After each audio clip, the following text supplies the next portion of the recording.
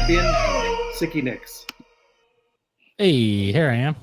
How you going? How you doing, man? Welcome back. All right, so I wanted to bring you on.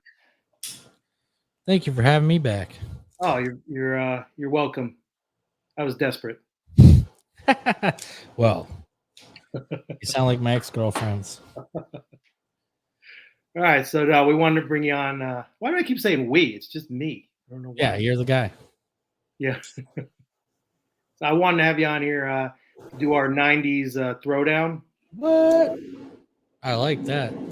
Me and Sicky are both big '90s guys. What I found interesting is that we were actually hanging out. I went to the State University of New York at New Paltz, SUNY New Paltz. Right I on. like to say the whole name because it sounds, better. Yeah. If you go to SUNY, that's like a curse word saying somewhere SUNY. They want to get rid of it and just, SUNY. Right. Like I think Albany changed it to University at Albany. They Probably. want to hide their SUNY roots, so. But me and you were hanging out at SUNY New Paltz at the same time, I believe. I don't. Around 2001 to 2005. I mean, I definitely went there and drank. I didn't go to school there. Yeah. But one of my best friends at the time, he was at New Paltz, and I would drive down. It was about an hour south of Albany. So I'd go down for the weekend and hang out with all you hippies. Which listen to a lot of New Paltz was great for live music. Like it was music school, right? So it was so cool, like being 19, 20, 21, and you go into house parties and you have high level bands playing. Like guys have been playing for like 10 years, and it's like, what the? Like we're in college and these guys are like radio ready, House parties, man, you're bringing me back. That was the best. 90s and early 2000s house parties. There you go. Were the best. You ain't kidding. Yeah. Did you ever go to Snug Harbor or Snugs? No. Yes. I didn't. Snug Harbor didn't sound familiar, but Snug sounds familiar.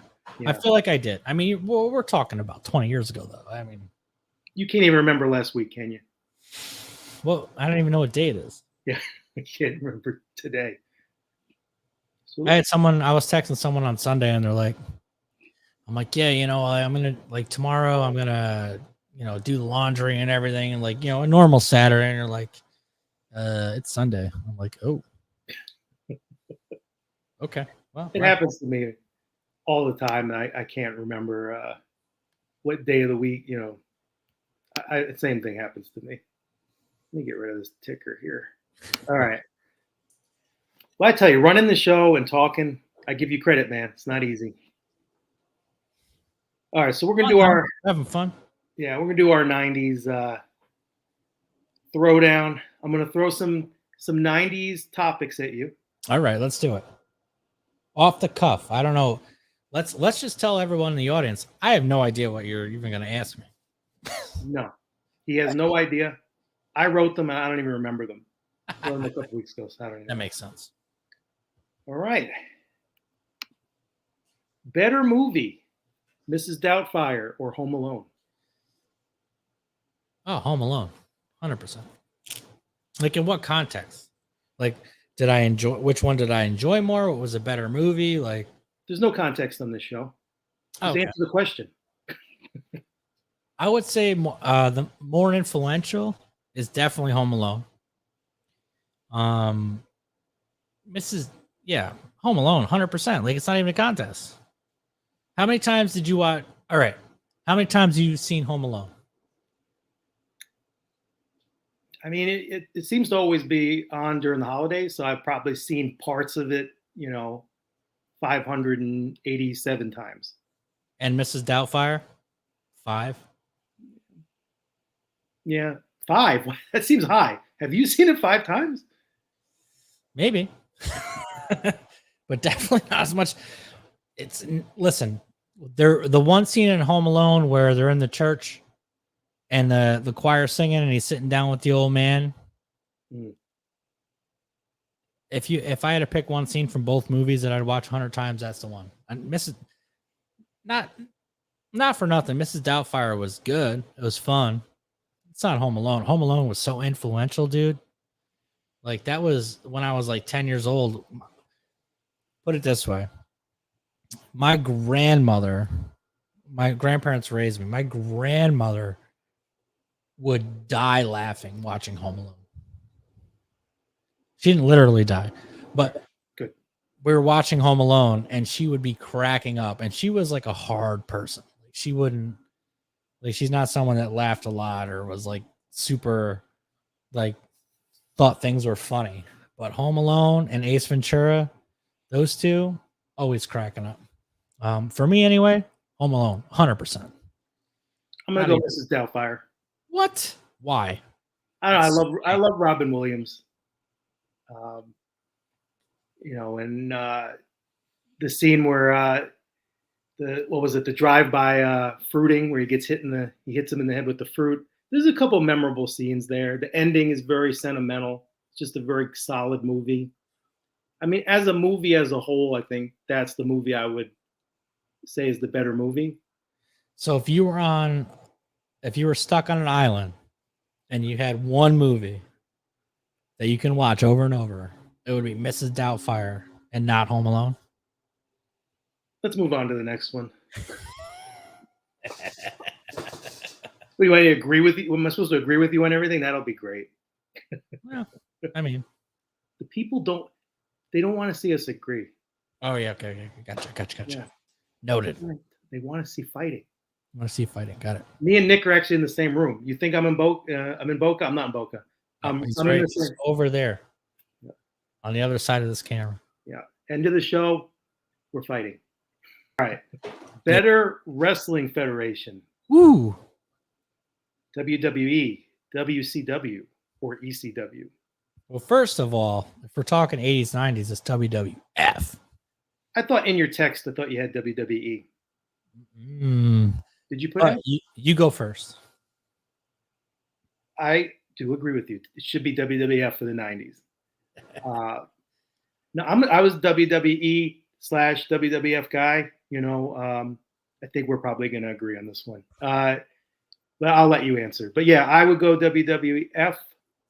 I was a big Ted DiBiase guy, Mr. Perfect, Jake the Snake. I was a big Intercontinental belt guy. I like those wrestlers. Tell me more. This is interesting. What?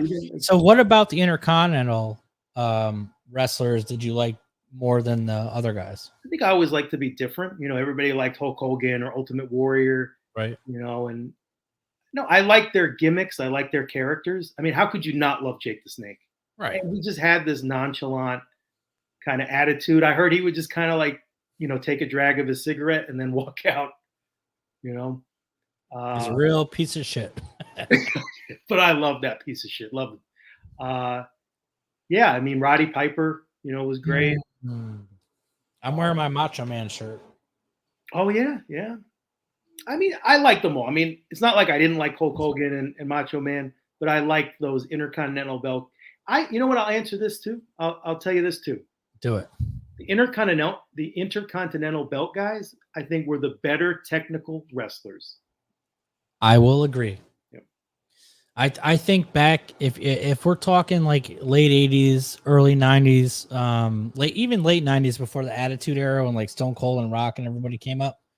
I think that I always found the Intercontinental people more interesting because you had the champions, but they were always the marquee names, right? It was always Hulk Hogan, Andre the Giant, Ultimate Warrior, like you said.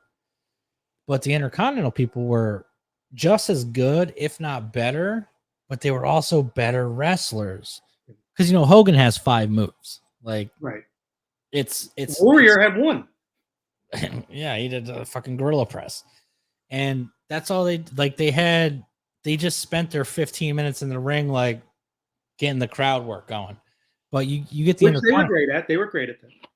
Listen, I loved it. I'm just saying, I'm agreeing with you. You got your Shawn Michaels, you got your Razor Ramon, RIP, just passed away a couple weeks ago. Razor Ramon, arguably greatest Intercontinental champion ever. Amazing. And he was like 6'7". Like he wasn't like he was heavyweight material. I agree with you. in those times, late 80s and the 90s, Intercontinental, Bret Hart, come on. And obviously some of them moved up.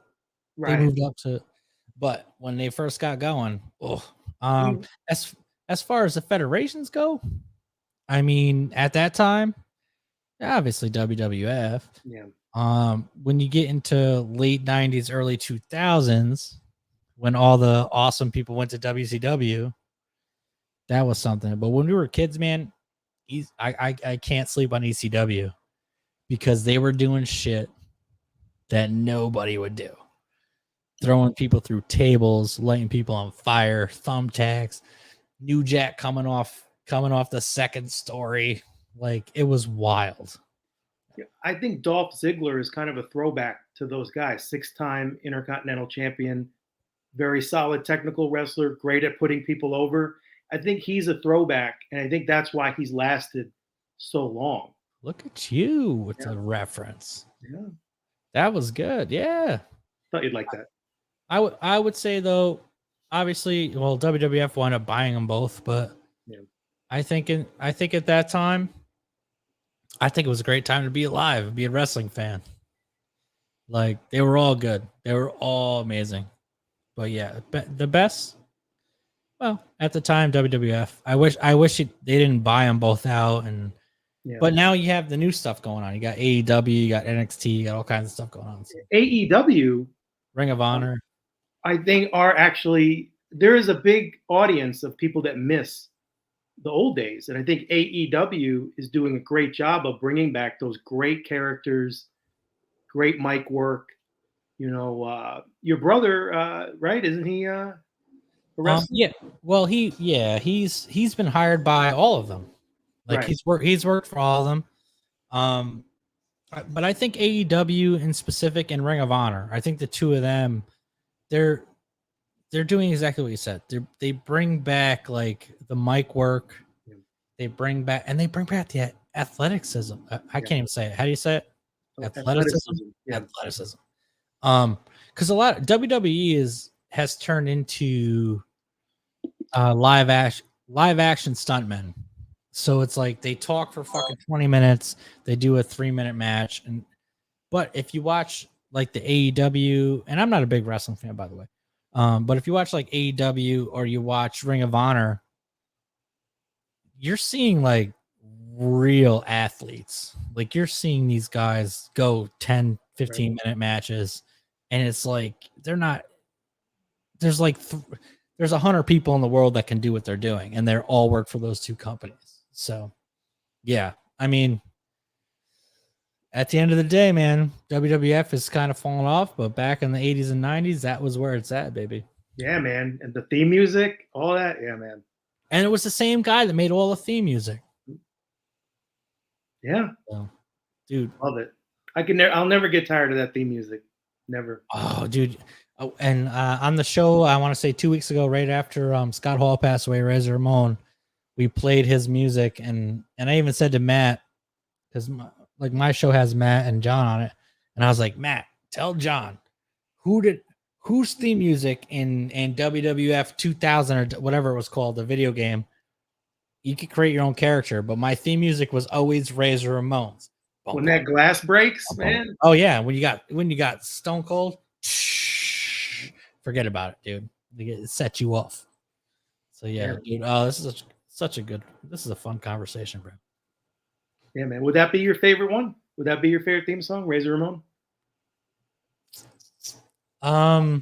Mine's easy, so you're gonna know what I'm gonna say. What's yours? Stone Cold? Money. Oh, the $1 Million Man. Yeah, man. Money. That was a good one. I really love Razor Ramon's because I've always been more of like an R&B, hip hop, like kind of like music kind of guy. And when like it's just so like boop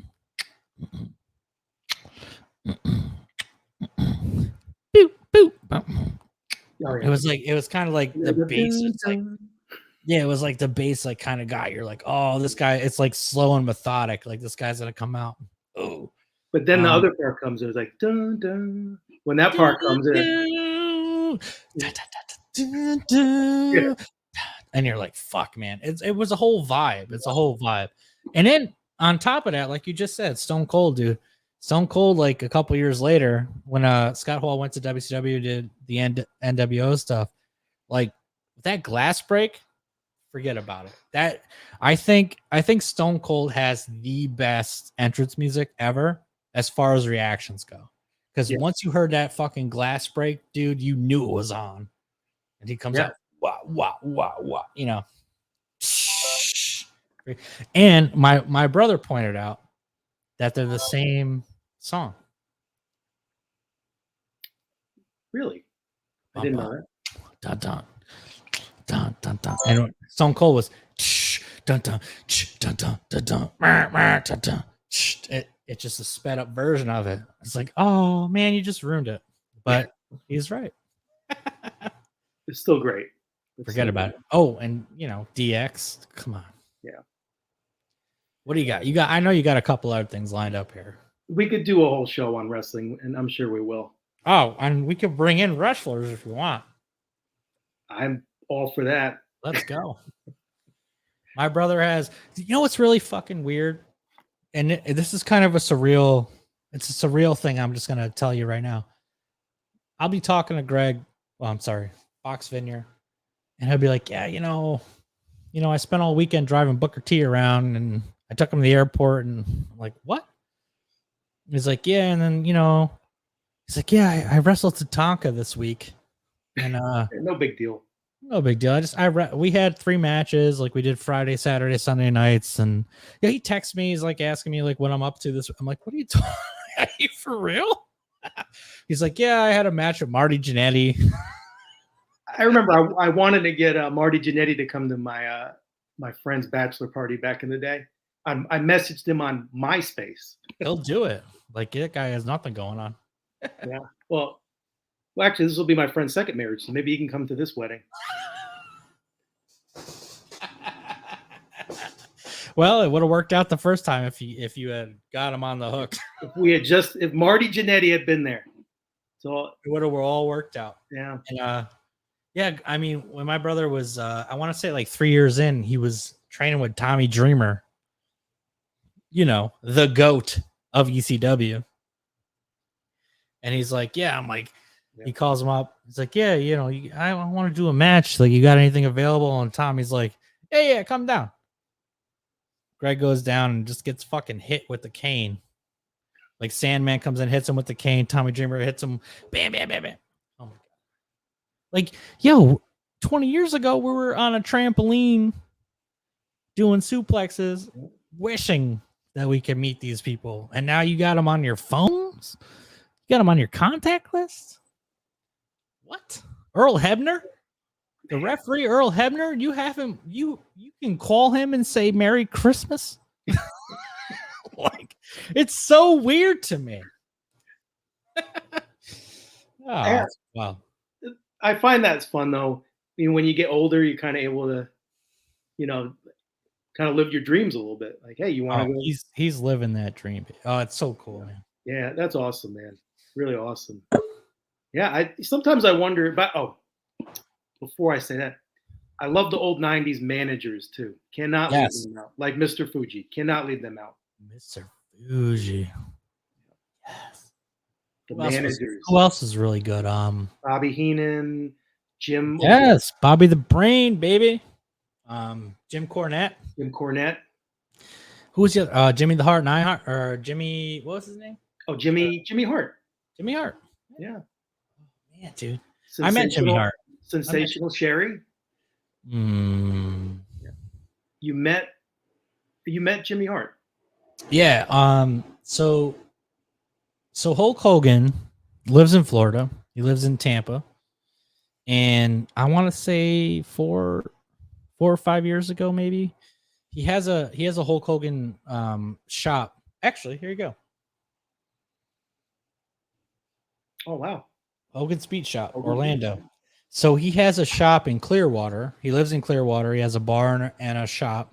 And then I want to say 5 years ago, he opened another one in Orlando on WrestleMania weekend.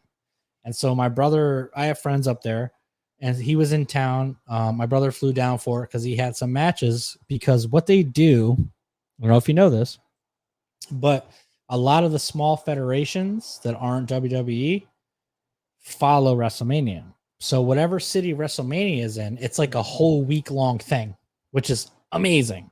So if WrestleMania is in Orlando, like it was then, from Wednesday till Sunday before WrestleMania, all these other companies have events. So Greg, or my brother Fox, was hired to wrestle at a couple of those things. So he came down, and I drove up, and that was the weekend that Hogan opened his beach shop in Orlando, right on I don't know, the main road there, I-4. And so we went there, and it was like noon, and we're just looking in the window. They weren't opening till 5 when they had a signing, but him and Hogan and Jimmy Hart pulled up in some Escalades, and they got out of the car, and like we're like, holy shit, there's like 10 people standing outside, and Hogan like came up, shook all our hands. Jimmy Hart shook all our hands, took pictures with everybody, and then they went in to do their media stuff.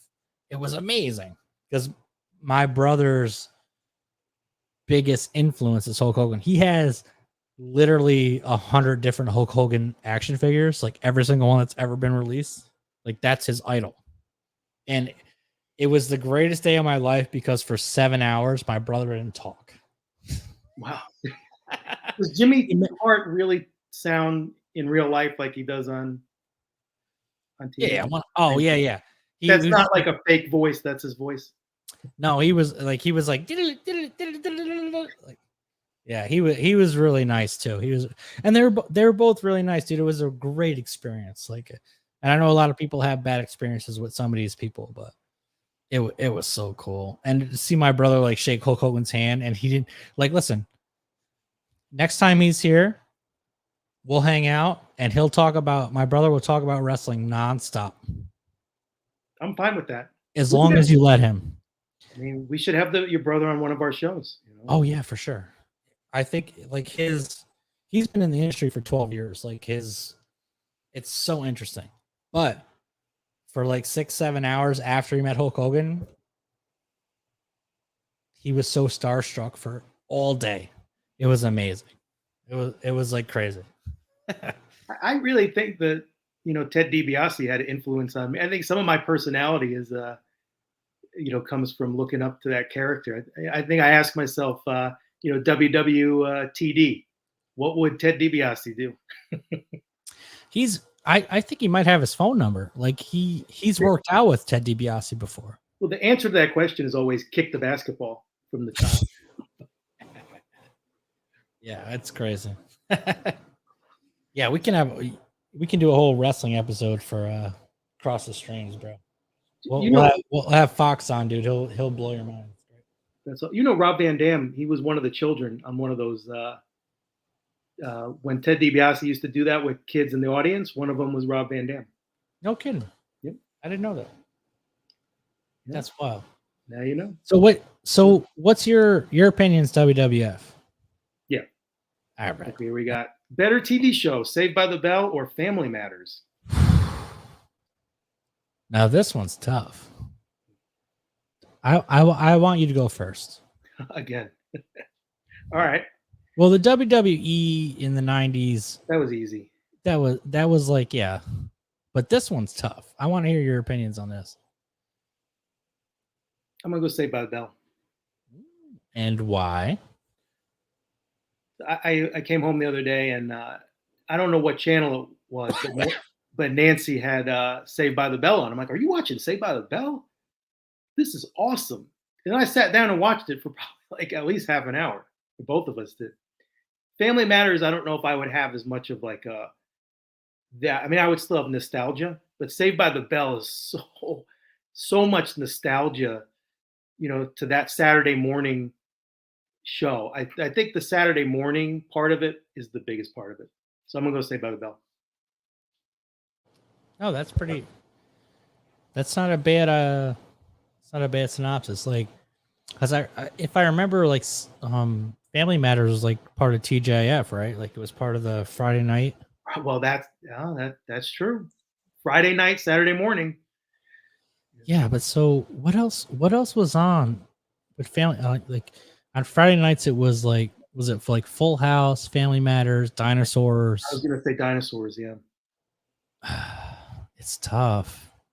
It's tough because I loved Family Matters. Urkel like kind of was the first nerd, right? That people cared about. And Maybe the only one. I don't know. he might he might be right. He might be the only nerd everyone cared about. But as someone who was kind of like a nerd, a skinny little kid that played magic cards, like I really loved that. But at the same time, like Saved by the Bell was that's our childhood, bro. That's Bayside High, baby. Like we're talking, everyone loved Kelly Kapowski. Everyone loved Lisa Turtle, Jesse Spano. Like I know all their names. I And you couldn't tell you. remember the episodes. That's the thing. And the spinoffs. The spinoffs. I don't know if I remember all of the spinoffs. Well, they had like the college years, and then Yeah. I mean that might be the only spinoff I remember. There was the original. I looked at Wikipedia at Okay. the time, but there was Good Morning Mrs. Bliss or something was the original name. For what? I think I knew that already, even though of the high school, there was a middle school. The high school version wasn't the first one. There was a middle school one that was, I think, Good Morning Mrs. Bliss. Really? And they renamed it the middle school years or something. Yeah, the middle school years at the high, then the high school one we all know. Then you have the college years. Why is there not like a midlife years or something? I think that's what what's that? This Is Us. I think I think that's what that is. Dude, whatever happened to predictability? The newsman, the paperboy, something on TV. Hey. Dude, Talk about theme songs. Those are Full great. House. Yeah. Yeah, I mean, between Family Matters and Full House, like that's where I got. I don't know, and Saved by the Bell, like, oh man, like you're bringing it back. You're bringing it back. You're making me feel emotional. And then we can even dial it back even earlier than that, like Alf. Alf was one of my favorites. Obviously, Knight Rider. I always felt bad for Alf because his family was away. It was kind of sad to me, He felt like an orphan. It felt like an orphan, I didn't like that part of it. Exactly. Yeah. Alf was definitely Punky Brewster, dude. Punky Brewster. I watched, and I hate to say this, I watched Punky Brewster like the first 2 episodes like 6 months ago, and I cried the whole time. This will go out to the public, right? I don't care. I know you shouldn't care. Be proud. Yeah, fuck. It's a great story. Like an orphan, she crawls up a what are those things called? Fire escape. You know, She goes into an abandoned apartment with her dog, with a puppy, and the guy across the hall like adopts her. those shows had a lot of like really deep plot lines to them back then. One of the most terrifying things in my life, in my memory, is when Cherry, who was the her friend that was a black girl, got locked in the refrigerator on the Halloween episode. I don't know if you remember this, but when I was like 7 years old, this girl, they were playing hide and go seek, and she put herself in a refrigerator, and she almost died on this Punky Brewster episode, and they found her. And she lived, and it was like the most traumatizing thing. Well, I was like 7, like, oh my god, like Cherry almost died. Oh my god, dude! If you go and read some of the old plots of Doogie Howser, oh, forget about it. Dude, he was like what 12, and he was dating like 40-year-old women. That would be like an episode. His relationship with like, you imagine. Dude, it's wild. Some of those shows are so good. The problem is like I still will go back if I'm sitting in a living room. I put a pizza in the oven, and like I can't find anything to watch. I know everyone loves The Office and Parks and Rec and all this stuff, but I'll throw on some like A-Team or Knight Rider, or I'll throw on some Punky Brewster randomly if I've been drinking a lot of whiskey, and or Alf, and I'm just like, geez, it's so good. Even what I started watching. You know what I started watching recently was Who's the Boss? Oh, yeah. I watched like the first 3 or 4 episodes of Who's the Boss, and I'm like, I get it. Like I didn't watch it when I was a kid, really, or I don't remember it. But I'm watching. I'm like, wow, this is like really progressive. It's like, it's actually a really good show. So yeah, man. As far as Saved by the Bell versus Family Matters, I think they're even. I think they're and I'm not making it racial. I'm not saying it's like black versus white, but I think like they both touched on different things, and I think they're both very important for what they talked about. Like Saved by the Bell was, I mean, everyone's favorite principal is Principal Belding. Yeah, and I love Carl Winslow. Oh my god. Yeah. The best. Oh, worst song, Macarena or Who Let the Dogs Out? I'm going to defer to you. I want to hear your opinion. I probably should have thought of these beforehand. All right. No, the whole point is to go off the cuff. Well, you talked about crying to Punky Brewster, so I will admit that I own the cassette tape for Who Let the Dogs Out back then. Yeah, I did. That's amazing. I played it in my Cutlass Supreme International. Ooh. I actually liked Who Let the Dogs Out. Yeah, I would say that Macarena is more annoying, I guess. Definitely. Definitely more. Well, I mean, is it though? I mean, I think they're both highly annoying. Yeah. I mean, just because I own Who Let the Dogs Out doesn't mean I thought it was a good decision, So after a while, I think oh boy, the rest of that album is rough, by the way. No pun intended, rough. Yeah. That might surprise you. Well, I'll tell you one thing. Back then, they used to have these artists that had these. They used to do concerts in the malls. Remember that? Yeah. Like Debbie Gibson and NSYNC and all these people. Like right in the middle of the mall, usually. Right in the middle. And I remember, oh God, I can't remember what year that came out, but the something boys, whoever did Who Let the Dogs Out, were in an FYE, and there was a line around the whole mall to get autographs from these guys. And I'm like, this, and I was in the line and I got an autograph. And I was like, where is that autograph? I mean, I actually left the line. I was like, these guys suck. Who gives a fuck? Who gives a fuck about these guys? But yeah, there was lines to get autographs from these guys. I got like nobody beats the Wiz would have like. It was always Nobody Beats the Wiz. They would always do. I remember they had like a 4-string New York Nick, and there was a line like 400 people to get an autograph. So you're trying to go to Radio Shack to just buy something, and there's just a line. Yeah, I don't know, man. Like if they were both these songs were deleted from the lexicon, like or the that's not the right word, but if they're both deleted from life, I would be okay with it. As would I. I got an autograph. Well, whenever you see that mall stage, you're like, oh, what horror is about to happen? Yeah. There's never anything good. Yeah, you're not seeing like Bruce Springsteen. No. Seeing like Tiffany.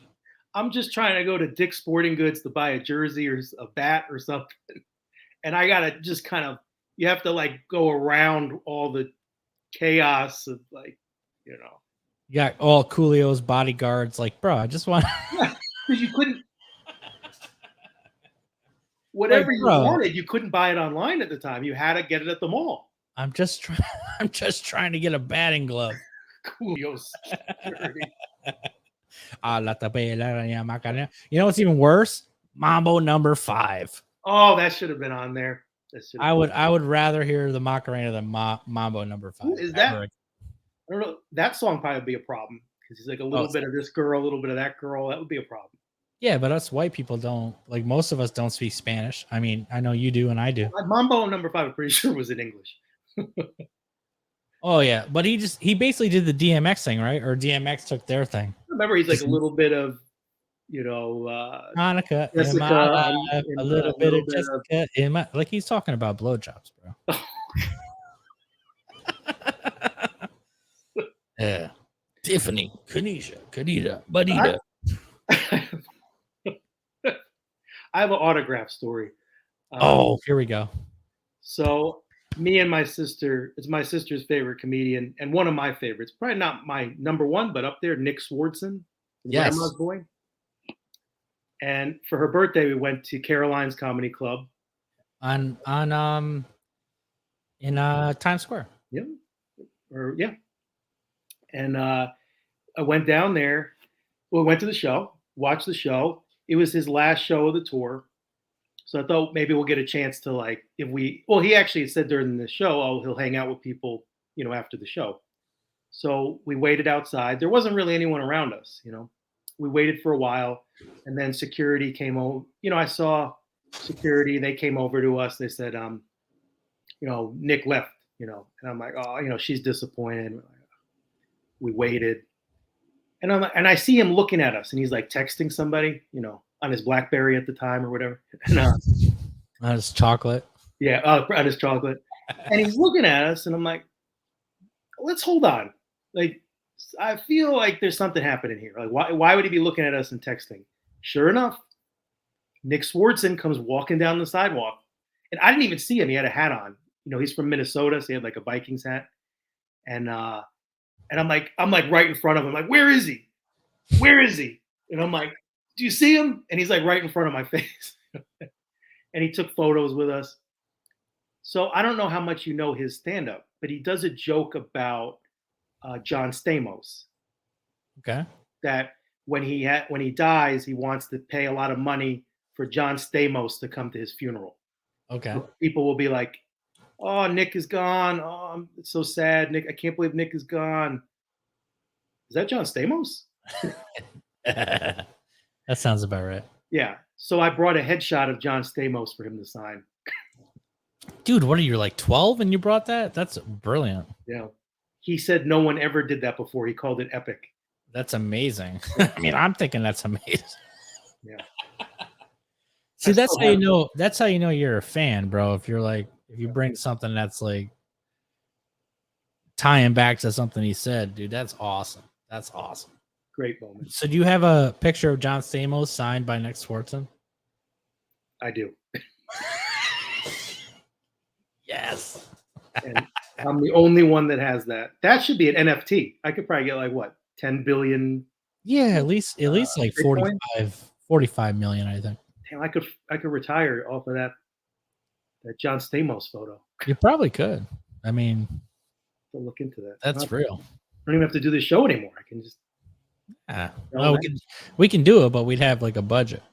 Right. Yes.